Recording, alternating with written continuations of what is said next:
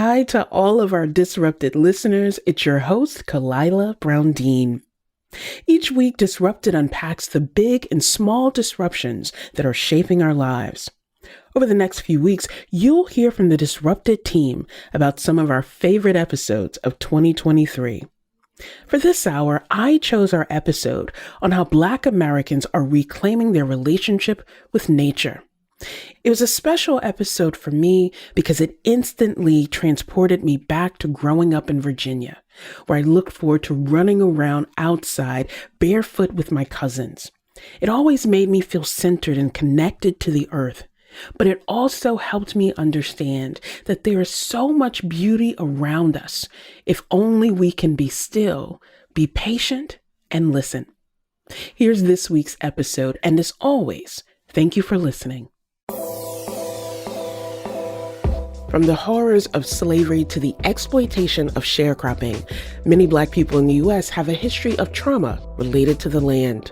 But Black farmers like Leah Penniman of Soul Fire Farm are finding new ways to reclaim their spiritual connection with the earth.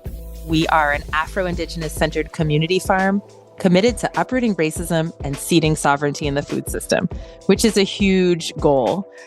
We take care of 80 acres of land in upstate New York on traditional Mohican territory, and we use that land to revive our ancestral practices of growing food and medicine in ways that actually improve the land, the soil, the air, rather than harm it. And then, of course, we're activists and rabble-rousers. This is Disrupted. I'm Khalilah Brown-Dean. Today we're talking about how racism shapes our relationship to nature and how people like Leah Penniman are educating and creating community through farming. Later in the show, we hear from Dr. Dorceta Taylor, professor of environmental justice at the Yale School of the Environment. She talks about her decades of work in the environmental justice movement. But first, Leah Penniman. She's co-executive director and farm director at Soul Fire Farm. She's also author of Farming While Black and her most recent book, Black Earth Wisdom, Soulful Conversations with Black Environmentalists. Leah, welcome to Disrupted. Thank you so much for having me. One of the pieces of the many of Soul Fire Farm that I think is really important, especially in this moment, is the work that you do with young people around leadership, training, and connection so that they see themselves as activists and leaders right now instead of believing that they have to wait. Why is it important for you to connect with young people, especially as you think about connecting to ancestral practice and reclaiming those traditions? Absolutely. So the population of farmers in this country is aging in quite a terrifying fashion. At this rate, we won't have anyone to grow our food in one generation. And so it's crucial that we help youth feel welcome in the longstanding, beautiful agrarian tradition of their ancestors. There's a lot of trauma connected to land. Chattel slavery, sharecropping, a history of violent expulsion and government discrimination have left scars in our community as it relates to farming and land. And for a lot of folks, it's seen as undignified work.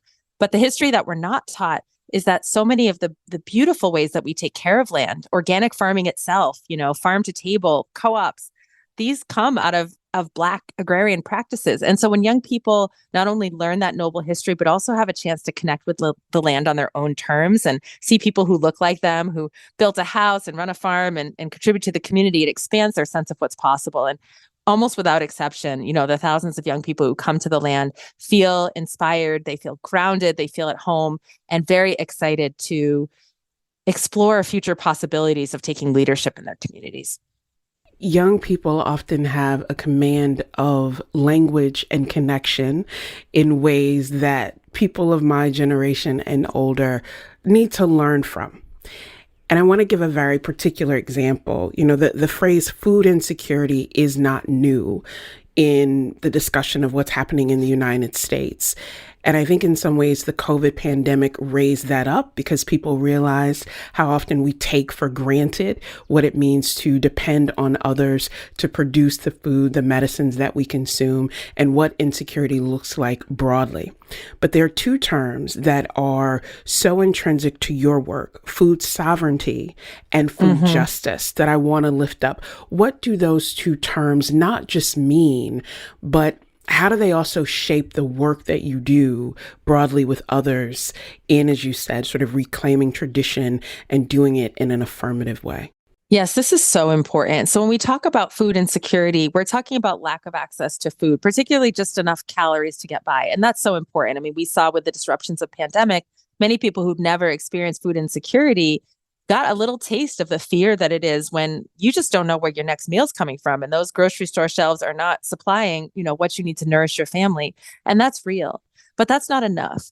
Just having food on the shelves or food in the pantries does not mean that we have dignity, control, or health. We need to talk about culturally appropriate foods, dignified access to those foods, as well as leadership in the seed, the land, the growing of the food, the processing and production, down to the consumer itself. Like, where is the democracy? Where is the leadership? So when we expand to food justice or even to food sovereignty, we are then talking about democratizing the food system. And all credit goes to indigenous communities worldwide who are part of a collective called Via Campesina that came up with this term of food sovereignty to really underscore how important it is that every person, and even the earth herself, has a say in how it is that we produce food and what that food looks like when it gets to us.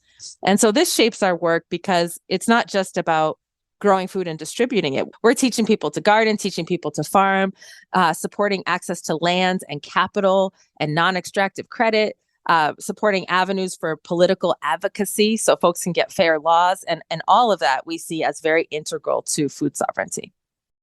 Food sovereignty is so key for affirming that dignity, that power, and that sense of worth that people should not just have choices, but have quality choices and choices that reflect their tradition and also their deep humanity. And you capture much of that in your new book, Black Earth Wisdom. Let's talk about the book. Talk to us about the inspiration behind crafting this book. It's not your first book, but the approach and the structure is quite different than your earlier book. Talk to us about this new book. I would love to. So this second book, Black Earth Wisdom, was actually inspired by some of the research from my first book, Farming While Black, in 2018. So just as a side note, Farming While Black is very practical, right? It's this guide to farming. It's got a lot of history of Black farming in it, and it's a guide. It's got staying power on the shelf. In some ways, it is the how. Black Earth Wisdom is the why. And what inspired me to write it was this little anecdote that came up about Dr. George Washington Carver when I was researching for Farming While Black. So he's our patron saint of agriculture. He's the founder of the modern organic movement, a Black farmer in the late 1800s out of Tuskegee University, who had people cover cropping and composting and doing crop rotation generations before the Rodale Institute popularized it in the European descendant community. Lots to say about Dr. Carver. He was considered one of the 10 greatest minds of all time by Albert Einstein. He had thousands of inventions. He refused to patent them because he believed in the commons. I mean, this is a really cool dude, right? But when he was asked where did he get his ideas, he told his friend Glenn Clark, I go out into the forest in the pre-dawn hour and I talk to God through the forest, through the trees. He said, nature is God's unlimited broadcasting system through which he speaks to me every minute, every hour, every day, if I just tune into the right channel. So this is a scientist who's also deeply spiritual and who has a sense of the earth as being infused with divine voice. And that was fascinating to me because I'm also trained as a scientist. I'm also deeply spiritual and religious and have a relationship with nature that is direct, that is about this divine connection. And I just thought I was hanging out here all by myself, being a weirdo, and I didn't tell too many people about it. But it got me curious, who else in the Black community is feeling and thinking this way, believing this way. So I called up my elder, Dr. Claudia Ford, who's an ethnobotanist. I said, do you talk to plants? She said, yeah, I talk to plants. I said, tell me about that, and tell me who else does. So she dropped some names. I talked to them. They dropped some names. And pretty soon, there was scores, if not hundreds, of Black environmental leaders, interviews I had, who all have this connection to nature that transcends the material. And it felt very important as the clock is sort of running out, right, in terms of humanity getting our stuff together so that we can thrive on this planet. The biosphere is only 12 miles thick from the deepest ocean trenches up to the tops of the mountains. It's not a lot, this tiny life raft that we share with all beings, and time is running out. And I really do believe it's a fundamental worldview shift that we need, not just a simple reconfiguring the calculus of carbon credits or quantifying ecosystem services in a capitalist frame. It's a mind shift set to reweave ourselves into kinship with all beings if we are going to thrive alongside all beings. And so this book is a weaving together of the voices, essays, poetry, interviews, in conversation with these notable Black environmentalist folks like Alice Walker, Adrienne Maree Brown, Dr. Ayanna Elizabeth Johnson, Rue Mapp, Morgan Dixon, just like, heavy hitters, dope folks. Yeah, they're amazing. I was crying a lot while I listened to them in the interviews. It's, I know the listeners can hear it. And because we're recording this, I can see it. There's a joy that spreads across your face, Leah, as you talk about this weaving together and this connection. But this book isn't just a weaving together of interviews and poetry. It is also in many ways a call to action. And you end each chapter with these questions like, what do you hear the earth saying to humans at the time? That reflection with the people with whom you are in conversation then I think challenges the reader to think about, what are we hearing? Can we create space in our lives to be silent and to be still, to listen, and then to connect and respond? How did having those conversations, posing those questions, maybe change or shape the way that you listen and that you are still in terms of that connection you have to the earth? Oh, so profoundly, and I think that we're only just starting to remember how to hear. So there's a lot more messages coming. I was really struck by Elder Audrey Peterman. She's a Jamaican American. Talk about radiant. I mean, it's like the light of truth is shining out of every orifice of this woman. She's just so radiant. But she's one of the first Black people to go to almost all the national parks, a big national park advocate in this country.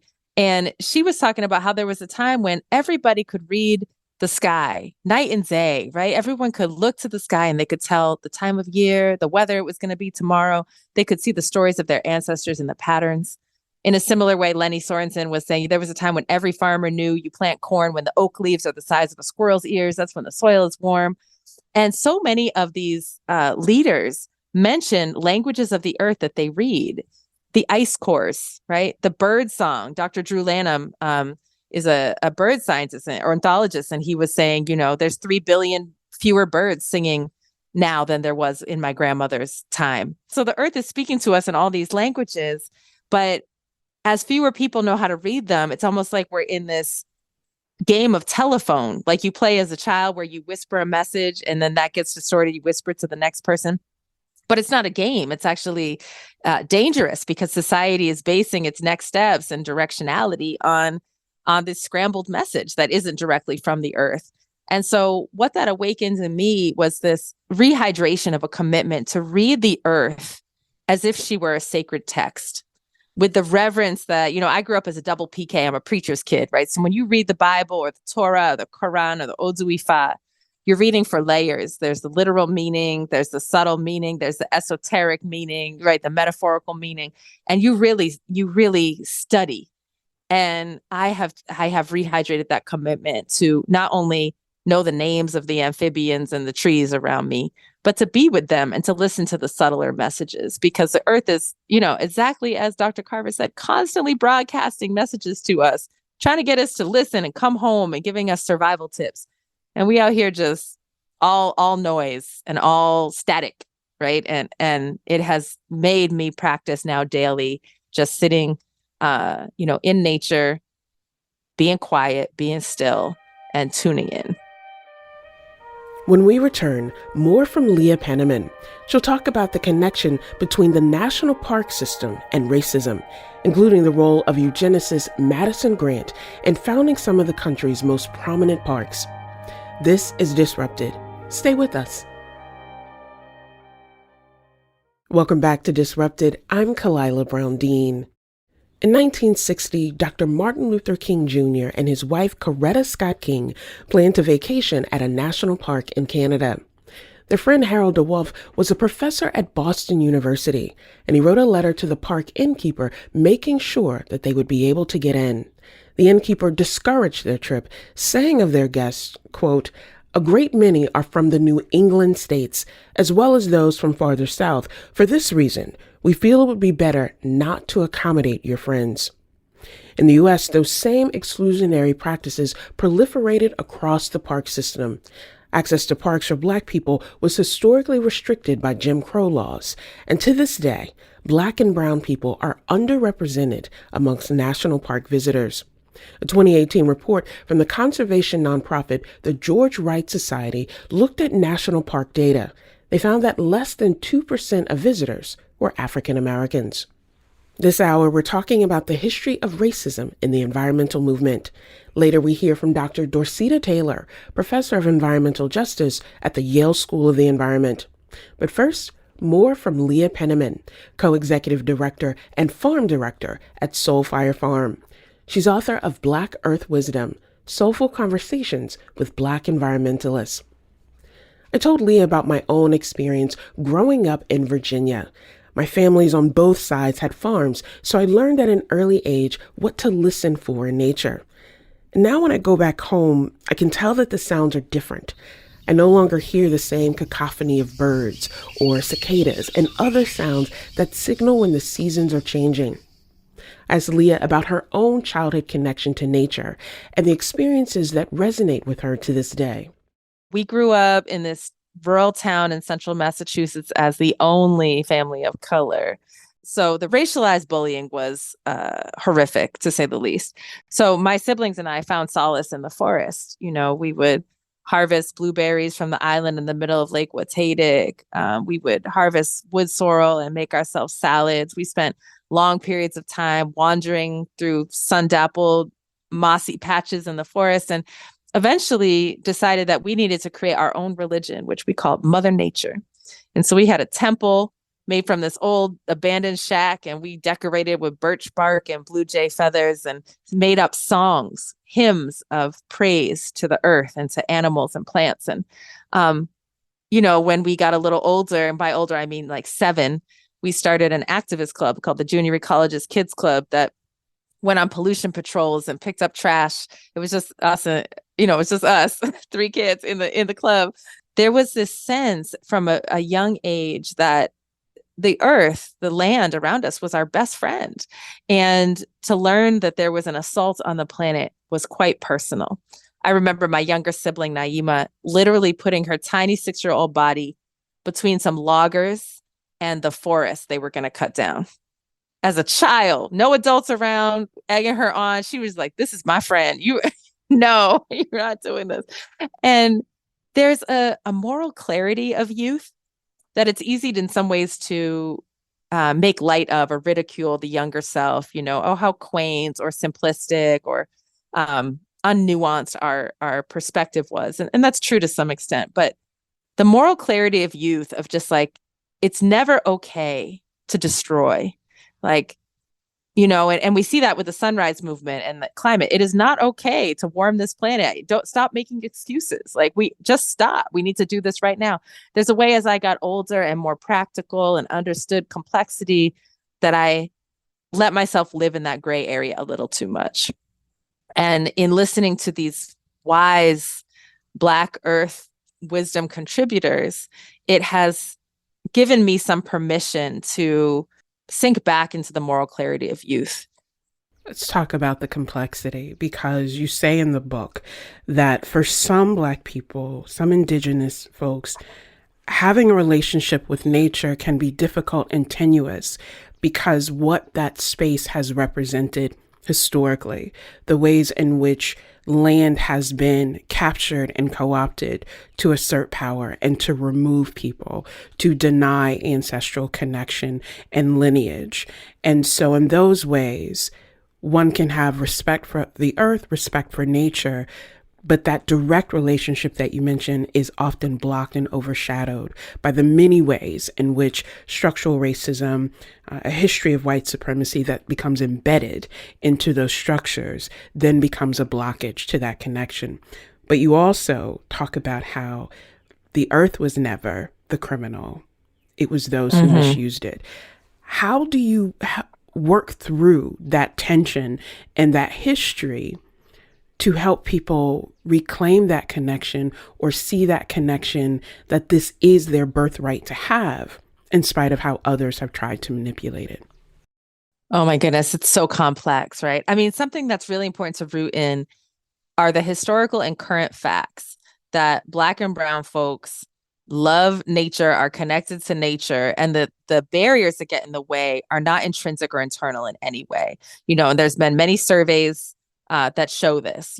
For example, there are a higher percentage of Black and Brown folks who show concern about the climate and biodiversity than the population at large, like today, right? There are 70% of Black folks participate in the type of recreational activities offered in the national parks, even though less than 2% of national park visitors are Black, right? And so that juxtaposition right there shows you there's some barrier of like, we do like bird watching and hiking and picnicking, right? But somehow we can't get to those national parks. And then we have to look at the socio-historical factors. Oh, wait, the national parks were a genocidal project of stealing land from indigenous people. Jim Crow laws kept us out, right? And in fact, the creation of the parks was explicitly a eugenicist project, according to Madison Grant, who is instrumental in creating Everglades, Olympic, Glacier, and Denali to strengthen the Nordic race. And he wrote about this in his book, The Passing of a Great Race, which was Adolf Hitler's Bible, according to Hitler, right? And so embedded, and this is in the farming community, you see this with the Klan driving folks off their land.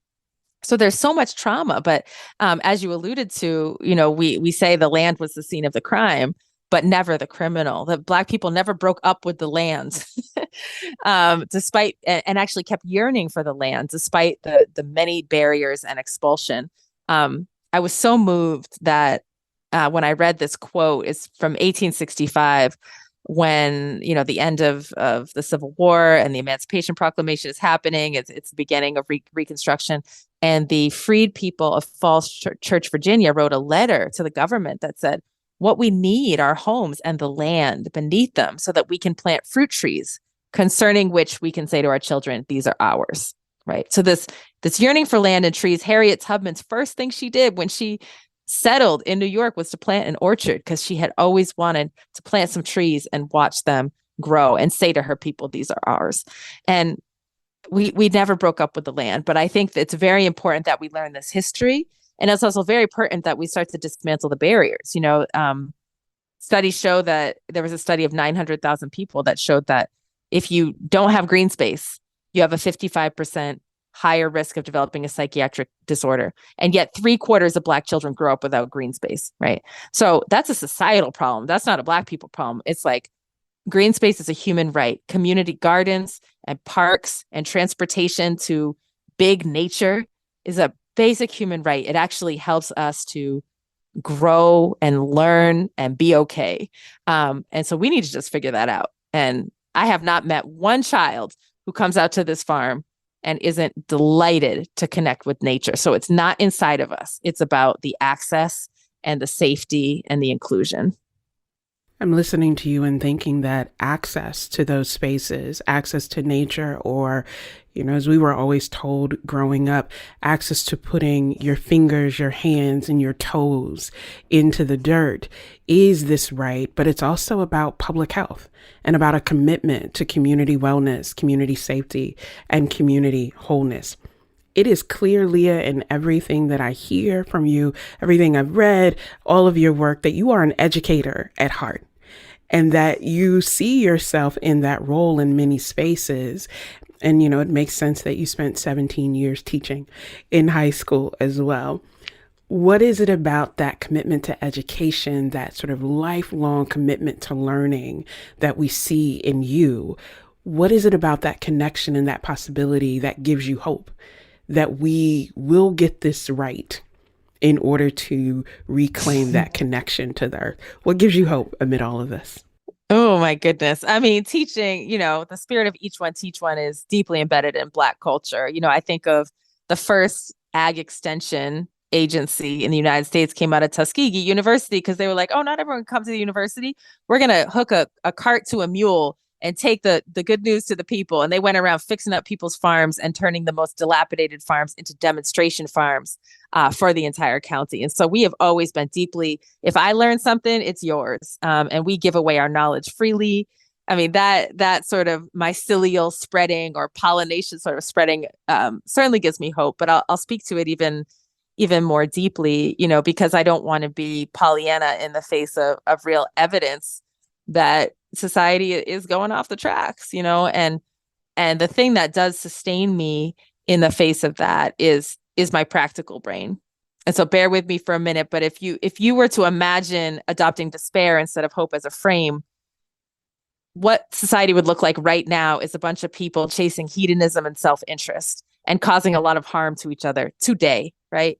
Because I hold on to hope as praxis, I just came in from the field where I'm like planting things to feed my community and taking care of soil because I believe that this matters. I believe that the topsoil that we add is to the earth is going to be of some benefit. And I'm causing positivity, in my community right now. And I might not get to the mountaintop or to the promised land, but by making each day better, that collective accumulated benefit has the potential to hopefully bring us to the promised land. So I think hope is a pragmatic scientific choice that we should all adopt. I love that. Hope is praxis. What then do you say to listeners who will hear this conversation, who will be intrigued by the many different ideas, even the very concept and realization that science and spirit can coexist and do exist in these powerful ways? What are sort of takeaways or action items that you would say to people to start where they are to actually contribute to this better path in praxis? Well, I'll suggest 3 action items. I think first, it is really important for each of us to cultivate our own listening to the earth. So whether that's getting to know the names of your non-human neighbors, by that I mean the trees and the birds, getting to know their names, say good morning to them, sitting quietly in the forest, learning to study the sounds of the landscape and the changes, looking at the moon each night and watching the change, right? That actual personal practice is important, but it's also important to take societal action. And so that means supporting Black and Indigenous led ecological projects, orgs like Girl Trek and Outdoor Afro and National Black Food and Justice Alliance, the Federation of Southern Cooperatives, and on and on. And you can go to our website, soulfirefarm.org, for a nice, juicy list of organizations you can support. And then I think also to keep learning, like every single person who contributed to Black Earth Wisdom has got more juicy stuff that folks have their own publications, and then their friends have publications. And so starting to educate ourselves and shift our mind frame so that we're making decisions that are much more rooted in 7-generational thinking than this sort of capitalist quarterly thinking is going to be key. We'll put a link to Soulfire Farm and to the resources that you mentioned on our website so that our listeners can continue the learning, the connection, and the doing. Leah Penniman is a farmer, food justice activist, and author of Black Earth Wisdom, Soulful Conversations with Black Environmentalists. Leah, thank you so much for joining us. Thank you. It's been an honor. Coming up, Professor Dorceta Taylor talks about the neighborhoods most affected by highway construction and pollution. This is Disrupted. Stay with us.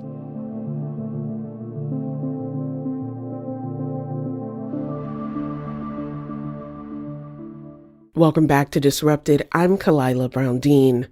This hour, we're exploring the relationship between race and the environment. Our next guest is Dr. Dorceta Taylor. Taylor is professor at the Yale School of the Environment and Senior Associate Dean of Diversity, Equity, and Inclusion for the school. She was interviewed for Leah Penniman's book, Black Earth Wisdom, and she's author of multiple books, including The Rise of the American Conservation Movement, Power, Privilege, and Environmental Protection. Dr. Taylor, welcome to Disrupted. Thank you for having me. You have quite an accomplished career.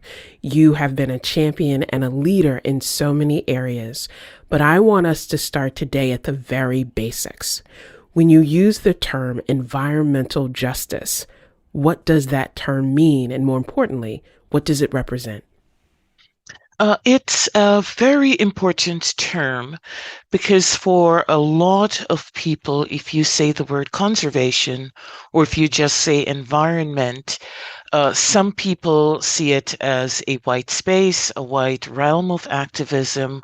Others see it as spaces that they don't belong in or they're excluded from. So in the late 80s, early 90s, I was still a student. I was actually a student at Yale at the time. There were a number of Black professors and students like myself, so people like Robert Bullard, Beverly Wright, young up-and-coming students. We really started to look at the idea of race, equity, justice, inequality, urban issues, issues that affected primarily people of color or poor people, not really being a core or central part of the identity of what we considered an environmentalist. Even when I was a student at Yale, other Black students used to tease me and say, "What are you doing up the hill in that school of environment?" Because they weren't necessarily themselves seeing the connection with what was going on in their communities and environment. So, and for many of us, certainly for myself, I simply don't see an environment without connecting with race, racialization, discrimination, lack of equity, lack of justice. All of those things are interconnected. Environmental justice says that front and center, and it's a core part of what is done. If you look at just the term environment or conservation, it often does not see the equity and the justice dimensions to it. So very important terminology, and a terminology that's going to stay in the discourse because of the fact that we see the intersectionality, some people don't. You have said that you cannot think about environmental issues without also thinking about the relationship with race. Give our listeners some of those examples of how that appears or how it has an impact on people's everyday lived experience. We can look at a place called Cancer Alley, the 90-mile stretch of the Mississippi River that runs through Louisiana from Baton Rouge to New Orleans. These are very small communities along that river, but 1/4 of all chemical manufacturing in the US happens in this one tiny stretch of the country. Heavily poor, rural Black communities. And when you go along Cancer Alley, what you see are just smokestacks, plumes of pollution that's landing on the people in these neighborhoods. That's not coincidental. If we go to places where the population is more middle class, predominantly white, there is no way you see that much disposal of toxics on the land, or you see these heavy flaring of the oil refineries that are going on in these communities. Not only that, if you happen to live in one of these communities, your egress in terms of, are you able to get out of your community if there's an explosion? And there are explosions in these chemical factories. If it explodes, you have one way in and out. And I remember visiting this area and praying. I'm not somebody who prays a lot, but I was praying for the day I was there. Please do not let anything happen that we have any explosions, because you literally can escape this along River Road, which runs north-south along the banks of the Mississippi, but it's also a river where the Mississippi River is actually higher than your roadway. So any breach in those levees means you can be flooded. And we saw it in Katrina, where the river breached the banks. And so you're flooded. You're locked into these communities. You can't get out. If there's a fire from one of the chemical plants, if there's a chemical leak and there's poisoning, or if the river decides that it's going to overflow. And so those kinds of setup you typically don't see in middle class white communities. You typically don't see things like Detroit, where when they were building the freeway that goes from Detroit up to the state capitol, they ran it straight through the middle of one of the most prosperous Black communities of the time. If you go to New Orleans, you see the highway that goes through the Treme part of the city, running through what used to be a prosperous Black community. You see it in the Bronx. You see it in Chicago, where when white racists in Chicago wanted to segregate the south side of the city from the north side of the city, again, one of the busiest freeways in the world, runs right through the center of what used to be prosperous African American communities of homeowners, now separated by a 14-lane freeway. And so those are things, not just the chemical factories, not just the large landfills, but the physical disruption of communities by highways and other dividing mechanisms that makes environmental justice so important, because those issues, they are not the only issues that environmental justice activists think about. We want parks. We want playgrounds for our children. We want to go to the beaches and not be shot and killed. But we also are looking at that systematic destruction of especially Black communities, Native communities with uranium mining and uranium deposits on them. You have just mentioned so many ways that this plays out for people across this entire country. And I point that out because for a long time, people thought that these were issues only in the South. When you thought about the devastation happening in places like North Carolina, I grew up in Virginia in a neighborhood that at the time my grandparents were building their home was the only place where Black families were allowed to build a home or have a home. And it meant that it was a neighborhood that was built on a former landfill. And the decades of those kinds of political decisions, economic decisions, having an impact for generations to come. And then, as you say, activists saying, wait a minute, this is having an impact. We don't have to stand for this, but still being shut out in some ways. You have also talked in your work about some of the people that we think of as being quote unquote leaders in the environmental movement actually helped solidify this racism and this racist history. People like Theodore Roosevelt, John James Audubon, the founders of the Sierra Club, all of these people that we put forth. How does that history, their legacies, the ways that we only review them in a limited sense, how does that impact the activism that's happening today? Yeah, great question.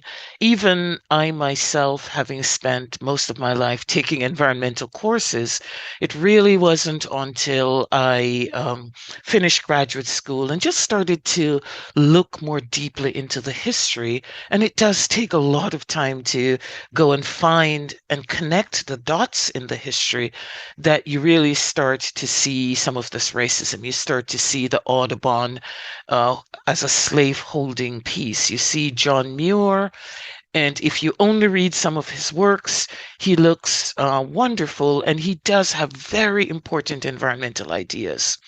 But at the same time, he holds very racist ideas. And for myself, it was stepping into that brave space. You will like this. So quite a while back, I went to a John Muir conference. I was literally in a conference of about 500 people, the only non-white person in the room. And I had just started going through reading his diaries. So you can't find a lot of the information I put in the book, The Rise of the Conservation Movement. It isn't just online. You have to really go to the original written sources. And for all the younger students and younger activists and people in your audience, I really urge you to not just go for the quick fix ideas, but take the time to ask the question that no one has asked. Be patient, go in and do the groundwork. At this John Muir conference, I got up in the room and I made sure I sat close to the door because I knew these people probably would have chased me out of the room. And I got up and said, about the kind of racist ideas in John Muir's writing. And his great-grandchildren were there. And that room, I mean, literally, if they could have thrown me out, they would have thrown me out. But the reaction in that room was, how dare you kind of impugn his name and speak badly of him. But that did not stop me. I knew exactly what I was doing when I went in that room. I knew exactly what I was doing when I was writing The Rise of the Conservation Movement, because I wrote it and I thought to myself, wait for it, wait for it, wait until people read it, because then it won't be just me talking about this. There are other people who this will really impact. And it did. And if we could ever say there was an impact from the George Floyd piece on environmentalism, you know, he gave his life in this horrific way, or his life was taken. But out of it came this awakening in America of white people starting to say, who am I? Am I those policemen? Or am I going to be the person that's not blind? And so, as that was going on, many environmentalists started to look at racial issues because they were in denial that there was a race piece to how these actions occur in cities. And so they began to read books like mine and to see that their blindness around their own leaders, who they revere, they don't talk about someone like Harriet Tubman. And this is also a note for Black people. We need to not sit around and wait for white folk to legitimize us and to write our histories for us and to document for our children and grandchildren how we fit in. Because a part of what we see is an erasure of contribution. So if we go back to someone like Harriet Tubman, I was reading her story as a bedtime story to my 2-year-old twins one night when I just stopped in mid sentence and thought, oh dear God, she had to have been an amazing environmentalist to be able to pull off going back and forth into the South. No GPS, grant you, no maps, no charts. She's illiterate, but she could make this journey 33 times into slavery, free over 300 Black people, and she had the highest bounty on her head ever in the American slave system, and she pulled it off. How does she do this? With a huge amount of environmental knowledge. So if as Black people we don't understand the power that we have in educating ourselves and in being able to free ourselves, we're missing something. I also write about someone, Phyllis Wheatley, who's a slave girl who was brought to the U.S. to Boston. There she was taught to read and write, but she was also, by the 1700s, the leading poet in America. But because she was Black and a slave, she was more well known in Europe because her masters took her and paraded her around Europe. Um, but when you look at her work, she really should be celebrated as the person who starts us on this conservation environmental journey by looking at the environment in this more beautiful way, not as an enemy, not as something to be conquered, but as something to be understood. And when you look at the writings of the heroes, the John Muir, the Henry David Thoreau, the Ralph Waldo Emerson, they were familiar, especially Emerson and Thoreau, with Phyllis Wheatley's work, and they borrow from her concepts. They get the credit, not the young Black slave woman who dies in poverty once she was freed. So if other Black scholars, young students start to get their family histories, as you were saying, where were you raised? I bet you in your community asthma was common. And everybody just thought, oh, it's just that person with asthma. I bet you lung diseases might have been common. I bet you people died of cancers, but we weren't connecting the dots. That if your community sits on an old landfill, there are these health issues that are going to run from generation to generation. You're going to funeral after funeral, but you're not stopping to say why. Does everybody else go to a funeral as frequently as we do in our community? And it's sometimes as simple as asking that question. And then if you say, well, no, that's not common, then you start to dig into What's killing the people that I'm going to their funeral? How old are they when they're dying? And there's something going on in my community that is not just a function of being Black or something else. And so that's a space that I see myself occupying in. I'm grateful for my ability to kind of see through some of these problems. I'm also grateful for my fearlessness in when I see them not being deterred by saying, well, why are you the only one, Dorcita, who sees this? Are you going down the wrong pathway? But really following those pathways until we can connect the dots and then share my information with other people who can then take on that mantle and a large group of us fight it rather than just one person. One of the frustrations during the early stages of the pandemic were all the ways that people were condemning communities of color, people who lived in urban areas who were more susceptible to negative outcomes related to COVID, without ever understanding that if people are living in communities where they don't have the luxury of social distancing, they're living in communities in places like New Haven with excessively high rates of asthma, without the kind of cover of shade, all of these things that have an impact on health, wellness. And what you have just done is woven together this story of history, of literature and poetry, but also a recognition that, sometimes you have to call a thing in order to move through. As we come to the close of our conversation, what is one thing that you would say to our listeners in thinking about environmental justice and thinking about the mandate for all of us to take action? What is one thing you would say to the listeners? What I would ask people to do is really be vigilant about what's going on in your community, regardless of your race, your class, your color. Work with other people in your communities to lift up and insist that elected officials are held accountable.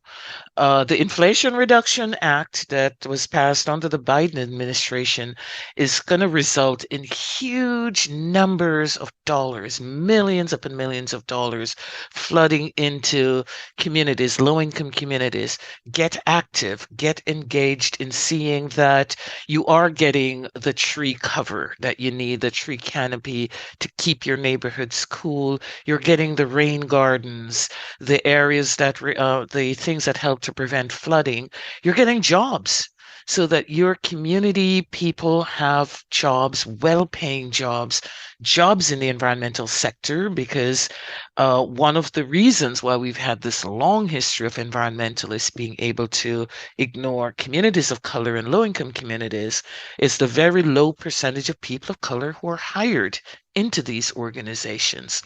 So call a spade, start applying for these jobs and making sure that these dollars that are rolling in through the IRA not only are benefiting communities, you're at the planning meetings, you're at the meetings where decisions are being made. If you're not at the table, you're on the menu, and be sure that you're hired and the jobs are coming into your community so that you can lift up the youth to get them engaged in all of this. We will also include on our website a link to your recent report on grant making, and we'll have to have you back to talk about grant making in the environmental space and the ways that it privileges the very challenges that you mentioned. Dr. Dorcita E. Taylor is Senior Associate Dean of Diversity, Equity, and Inclusion and Professor of Environmental Justice at the Yale School of the Environment. She's author of The Rise of the American Conservation Movement, Power, Privilege, and Environmental Protection. Dr. Taylor, thank you so much for joining us. Thank you very much. It's been a pleasure. Disrupted is produced by Kevin Chang Barnum, Wayne Edwards, Meg Dalton, and Katie Tolarski. To listen to all the previous episodes of Disrupted, you can find us wherever you get your podcasts. I'm Khalilah Brown-Dean. Thanks for listening.